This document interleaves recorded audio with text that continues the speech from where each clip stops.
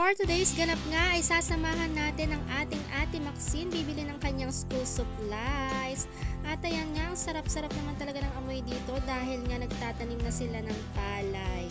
O siya, at ayan nga, nandito na nga tayo sa National Bookstore, ang ating first stop. At dahil nga ni-request talaga ni ate na siya daw talaga ang pipili ng kanyang mga gamit sa school, kaya naman ayan lang talaga ang nagawa natin kundi ang samahan ng inyong ate. At ayan na nga, ang gaganda ng mga notebook na napili ng ating Ate Maxine dyan. Samantalang si Mami noong araw, college pa ata niya naranasan magkaroon ng sterling Inday. Charis. O siya anak, siguro naman sisipagin ka ng magsulat dyan dahil ang gaganda ng iyong notebook. Mag-aaral kang maigi be at talaga namang enjoy na enjoy ang inyong Ate Maxine sa paglilibot dito sa National Bookstore.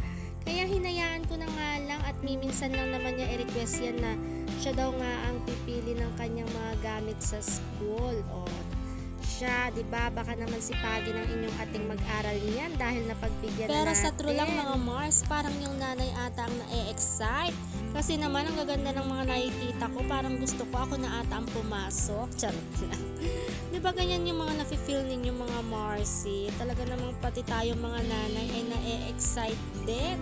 Nako, talaga naman nung araw kasi, alam nyo na, sa palengke lang talaga tayo namimili ng ating mga notebook. O diba, relate na relate kayo dyan.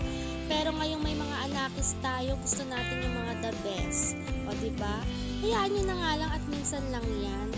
O siya, at wala nga big notebook dito, kaya naman lilipat pa tayo sa CSI. At ayan nga, binibiro ko si ate sa pencil case ng mga puntong yan. Sabi ko yun na lang ang kunin, pero ayaw na niya. Gusto niya yung simple na lang. O diba? Ay nako, ang inyong Inday, nagdadalaga na ata. Talaga naman ang gusto niya yung mga simple-simple na lang. O siya, syempre sinali na rin natin ang mga pangangailangan ni Margo Bells dyan. Nakot, baka naman umiyak ang inyong Inday din kapag hindi naman napasalubungan ng eraser at ang kanyang pantasa. O ayan.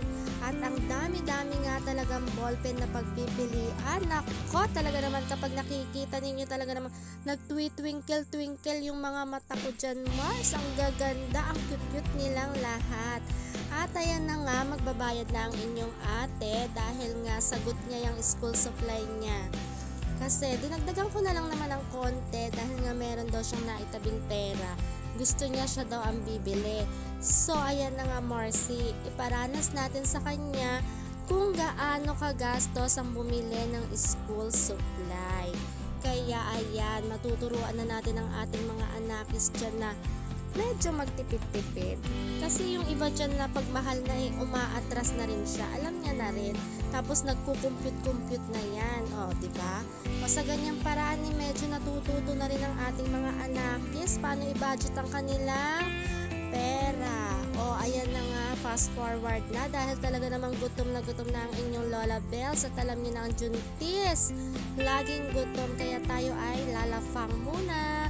Kain tayo mga Marcy. Alam nyo mga Marcy, talagang bilib na bilib ako sa appetite ng batang ito. Mas marami pa nga talaga siyang kinakain kesa sa akin.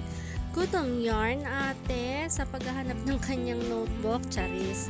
At ayan na nga, talaga namang naubos niya ang kanyang pagkain. At fast forward nga, nandito na nga tayo sa CSI para naman bumili ng kanyang mga big notebook. Dahil nga dun sa kabila kanina ay wala siyang nahanap na medyo may design. Kaya bumalik na lang ulit kami dito sa CSI. At napakadami palang pagpipilian dito. Mas magandang mamili dito sa CSI. Kompleto na talaga. At napakadaming notebook mga Marcy. At ayan na nga, siya kumuha pa talaga siya ng highlighter niya. Feeling college yan, Beth. Ay nako, hayaan nyo na nga, pagbigyan na nga natin ng Inday at yan talaga ang kanyang for sure naman, naligayahan na ang inyong Ate Maxine dyan dahil napagbigyan natin ang gusto niya na siya nga ang bumili ng kanyang school supply. At ako rin naman, na-excite din naman ako ng very very light. Charot. O siya, tama na nga yung ballpen na yan at parehas na sila ng kanyang daddy na ang dami-daming ballpen. At ayan ang kanyang pasalubong sa kanyang mga kapatid na cookies. Yan na nga talaga ang binili niya. At syempre, egg pie para sa nanay. O siya mga Marcy, hanggang dito na lang ang aming mini vlog na yan. Sana naman nag-enjoy din kayo sa inyong panonood. At good luck sa ating mga anakis sa kanilang pasukan. Sa Lunes, malapit na yan mga Marcy. Alam nyo na maaga na ulit tayong gigising. Maraming salamat sa panonood. God bless!